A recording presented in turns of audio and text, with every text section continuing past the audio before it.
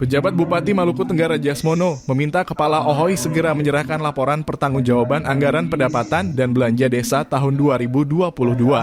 Pernyataan tersebut dikemukakan saat menghadiri sosialisasi PMK. Permendes PTT dan Permendagri sebagai rujukan Perbub Dana Desa tahun anggaran 2024 bagi Kepala OHOI atau penjabat Kepala OHOI.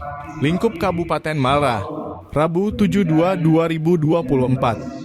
Menurutnya, penerimaan keuangan desa setiap tahun mengalami peningkatan, sehingga perlu mendapatkan perhatian yang serius dalam penggunaan dan pelaksanaannya, baik dana desa maupun sumber penerimaan lainnya.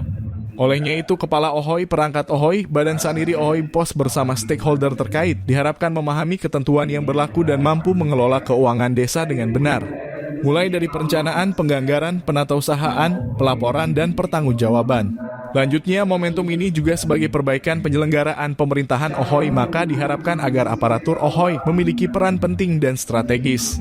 Untuk itu, lanjutnya utamakan kesejahteraan masyarakat serta berinovasi untuk kemajuan OHOI dengan berbagai program yang dapat mengoptimalkan potensi dan peluang dengan mendorong partisipasi masyarakat secara aktif.